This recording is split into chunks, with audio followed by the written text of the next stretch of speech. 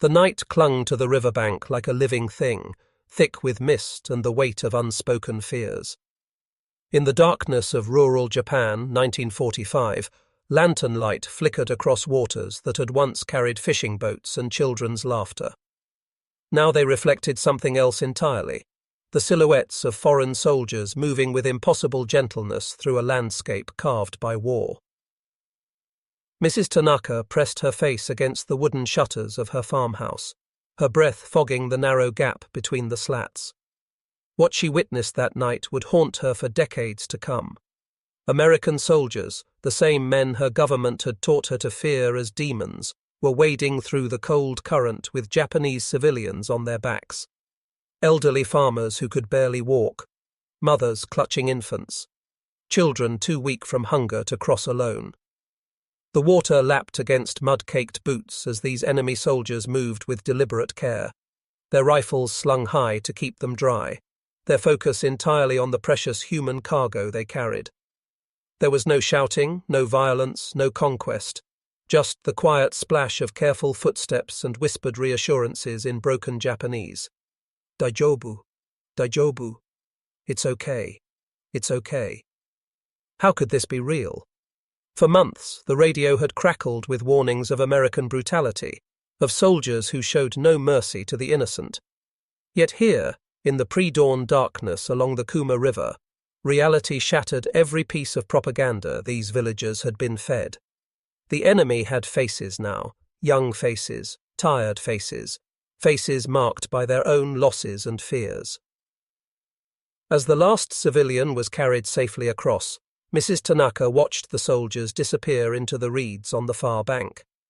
The only evidence of their passage was the gentle ripple of disturbed water and the sound of grateful sobbing from those they'd saved.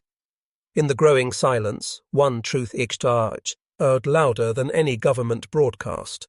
Sometimes, in the darkest hours of war, humanity could still find a way to shine through. The morning would bring new terrors, new uncertainties. But for now, in these stolen moments before dawn, the impossible had become real, and nothing would ever look quite the same again.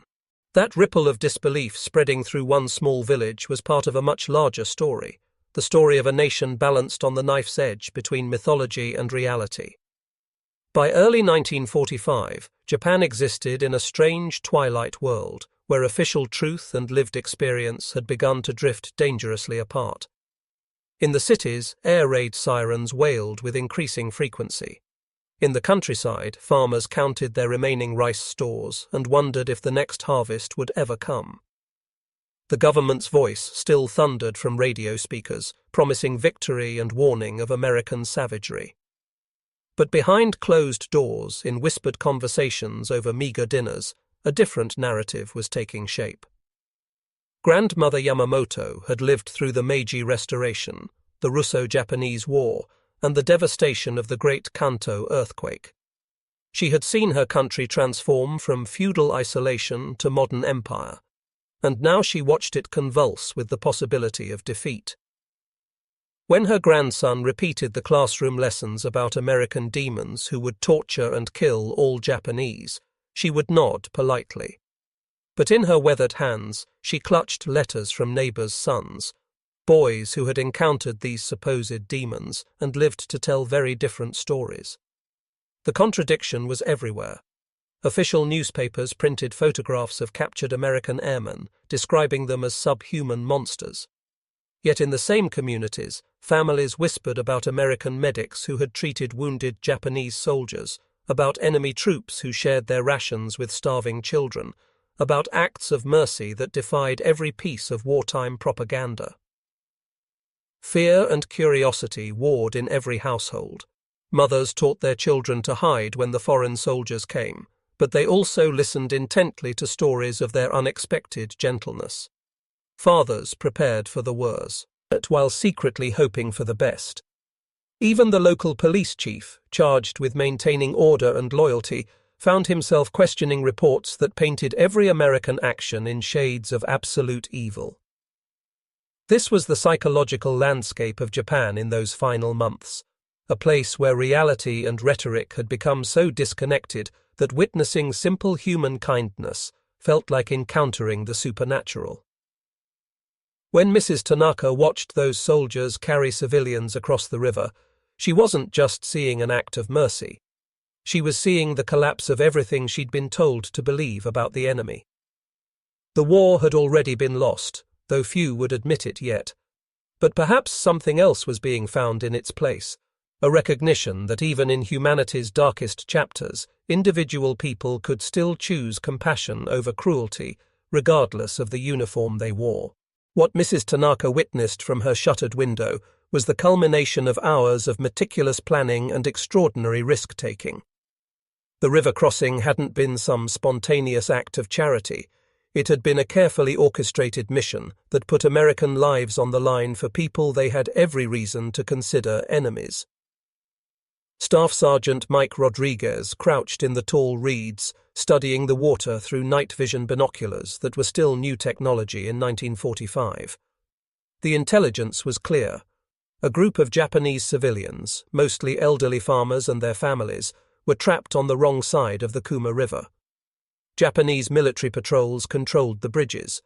Artillery had destroyed the ferry landing, and winter floods had made the current treacherous even for strong swimmers. For most military commanders, this would have been someone else's problem. The war was nearly over. American forces were focused on preparing for the massive invasion of the Japanese mainland. Saving a handful of enemy civilians wasn't anyone's strategic priority. But Rodriguez and his squad of engineers had volunteered for something that existed in the grey area between mission and mercy. "Listen up," Rodriguez whispered to his men as they checked their equipment one final time. "We go in quiet. We come out clean. Nobody gets left behind. Not them, not us." The soldiers nodded, their faces blackened with mud and charcoal, their boots wrapped in cloth to muffle their footsteps. They had rehearsed this operation for 3 nights, timing the patrols, mapping the current, identifying safe crossing points. The first civilian they encountered was an old man named Hiroshi, probably in his 70s, who could barely stand, let alone wade through chest-deep water. Private Tommy Chen, himself the son of Chinese immigrants who had faced their own prejudice in America, knelt beside the frightened farmer and spoke in halting Japanese learned from a captured phrase book. "Watashi tachi ga anata o tasukemasu." "We will help you." The crossing began.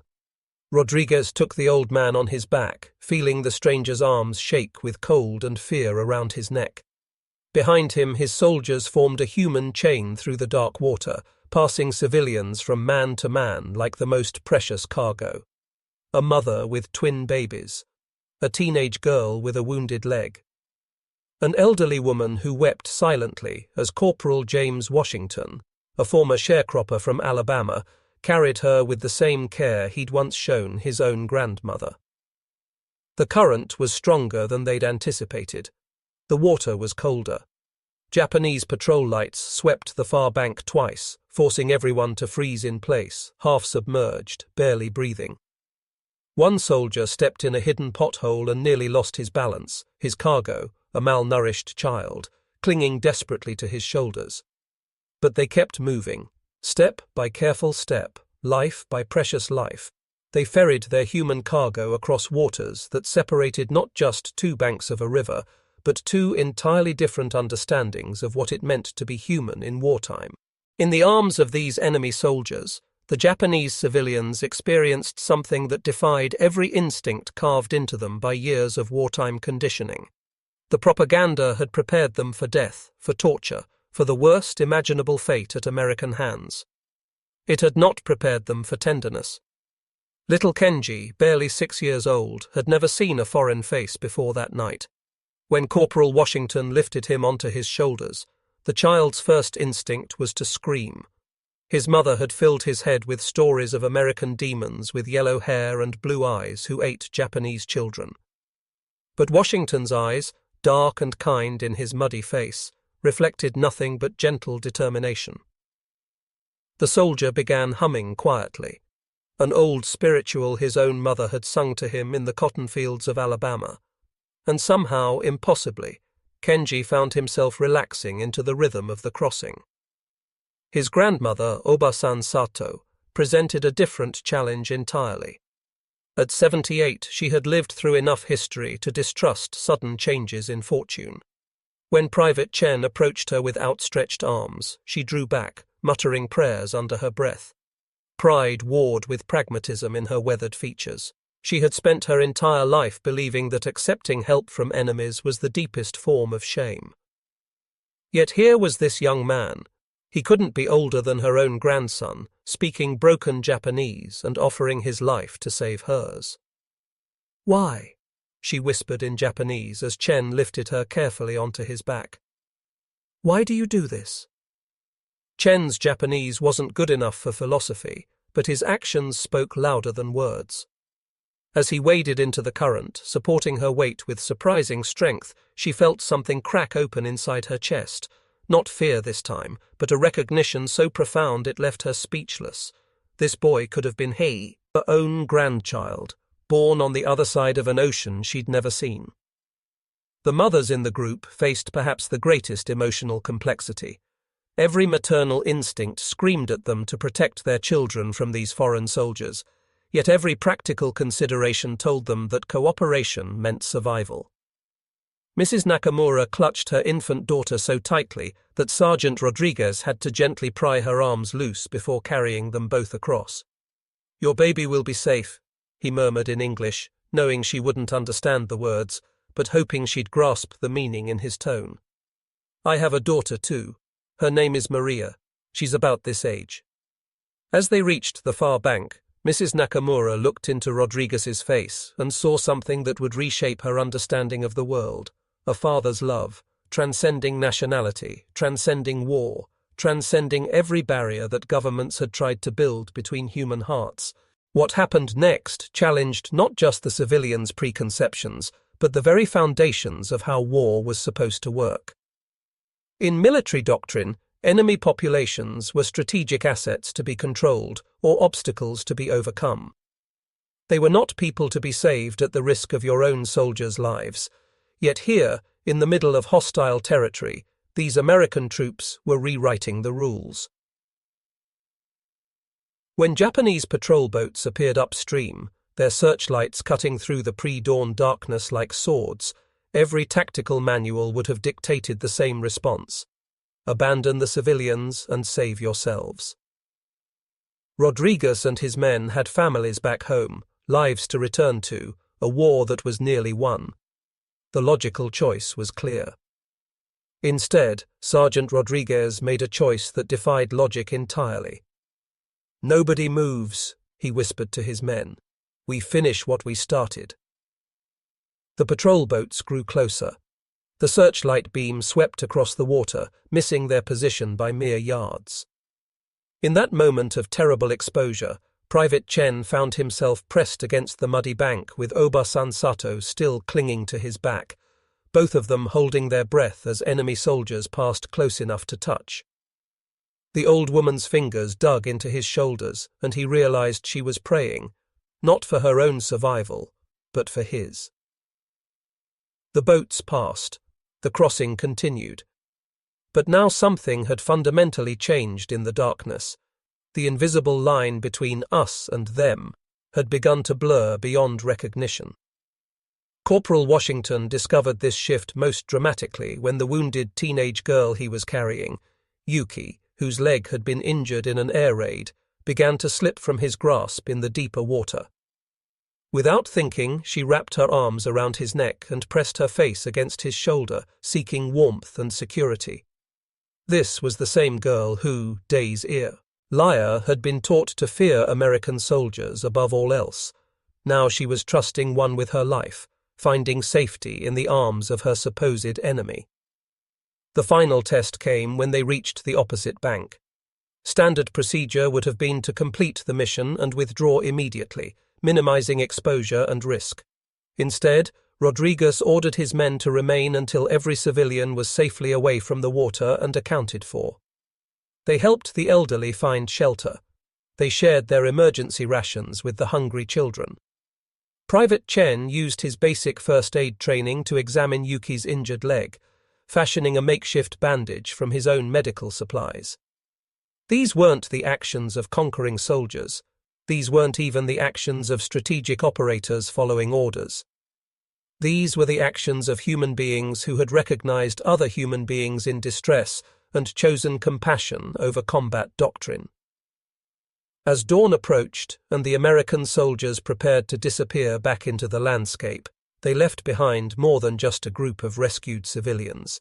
They left behind living proof that everything the Japanese people had been told about their enemies might be wrong. And in a war built on hatred and fear, that kind of proof was perhaps the most dangerous weapon of all. But courage in wartime always comes with a price, and the river crossing extracted its toll from both sides.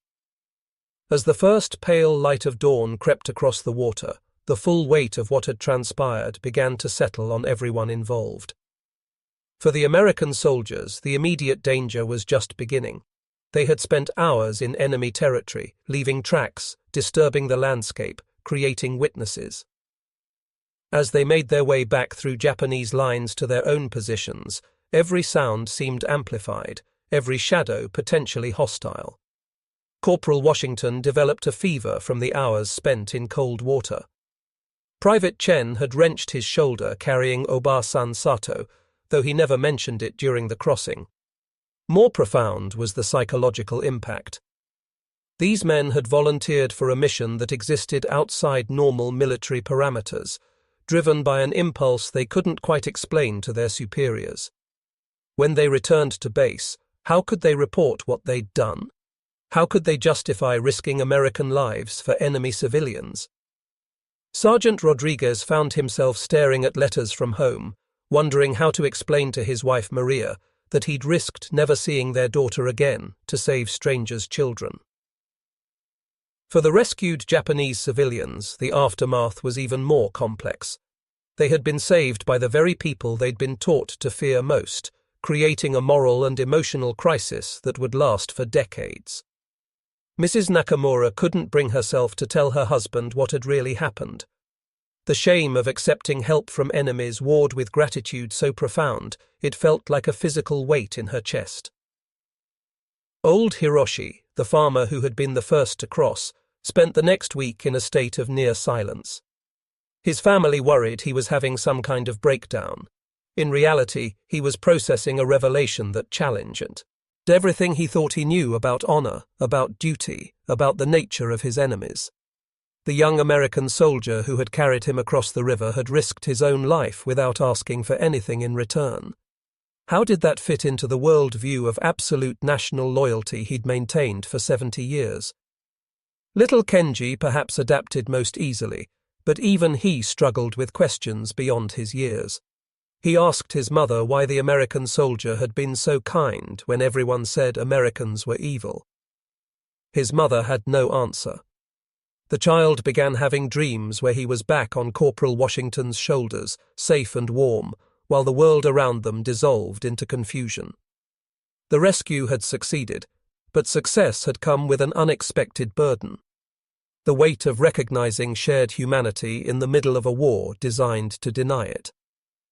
For everyone involved, the simple act of crossing a river had become crossing into a more complex understanding of what it meant to be human in wartime. The Kuma River crossing was not an isolated incident.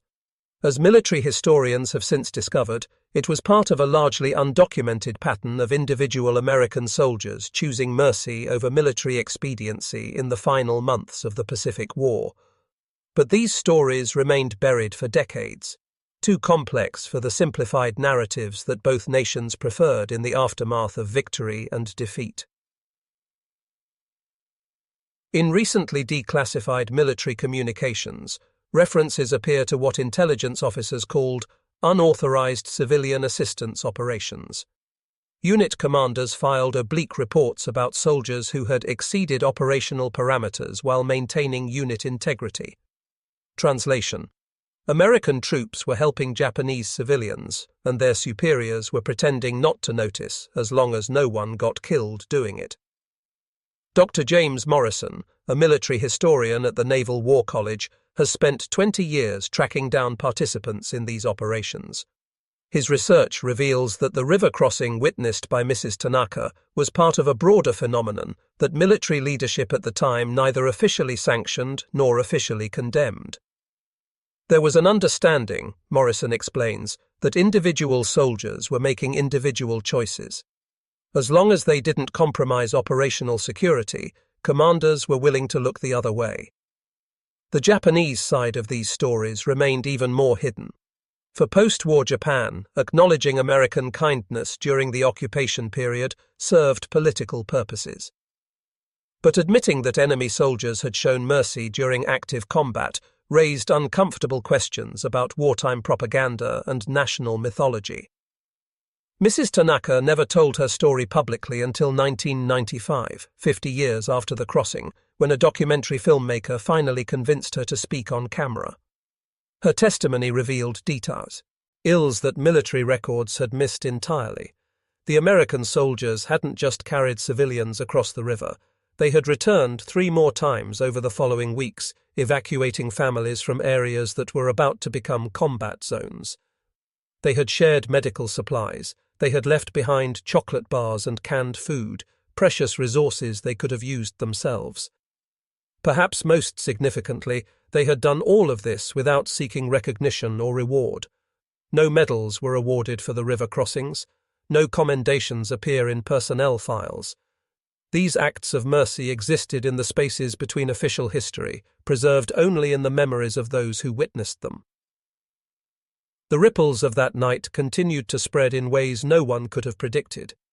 Kenji, the 6-year-old boy who had ridden on Corporal Washington's shoulders, grew up to become a translator for American businesses in post-war Japan. Mrs. Nakamura's daughter became a nurse, dedicating her life to caring for others regardless of nationality. Obasan Sato lived to be 96 and spent her final decades telling anyone who would listen that enemies could sometimes be angels in disguise. Today, the Kuma River flows much as it did that night in 1945. The reeds still whisper in the wind, the current still runs cold and swift in the pre-dawn darkness. But something has changed in the way the water catches the light, as if it remembers the weight of courage it once carried. Mrs. Tanaka's farmhouse stands empty now, its wooden shutters weathered and broken. The spot where she pressed her face against the slats, witnessing the impossible, has been claimed by climbing vines. Yet locals still speak of strange lights that sometimes dance across the water on foggy nights, as if the river itself refuses to let that moment disappear entirely. The American soldiers who participated in the crossing scattered across the globe after the war. Sergeant Rodriguez returned to New Mexico and became a high school teacher, never speaking of what he'd done until his granddaughter found old photographs in his closet decades later. Corporal Washington went back to Alabama and opened a small grocery store, where he was known for his kindness to customers who couldn't afford to pay. Private Chen moved to California and raised 5 children, teaching each of them that humanity transcends nationality. Most never knew what became of the civilians they'd saved. In the chaos of post-war reconstruction, connections were lost, stories scattered like leaves in the wind. But the river remembered. The darkness remembered. And in the space between official history and lived experience, truth found a way to survive. Perhaps that's the most profound legacy of that night, not just that enemy soldiers chose mercy over military doctrine, but that mercy itself proved more durable than the hatred that created the war in the first place. In a world that seems increasingly divided by barriers of nationality, ideology, and fear, the Kuma River crossing offers a different kind of lesson. Sometimes, in our darkest hours, ordinary people make extraordinary choices. Sometimes, in the middle of humanity's greatest failures, individual humans refuse to fail each other. And sometimes, just sometimes, the simple act of carrying a stranger to safety can echo through history longer than the wars that made them strangers in the first place. The river flows on, carrying its secrets toward the sea.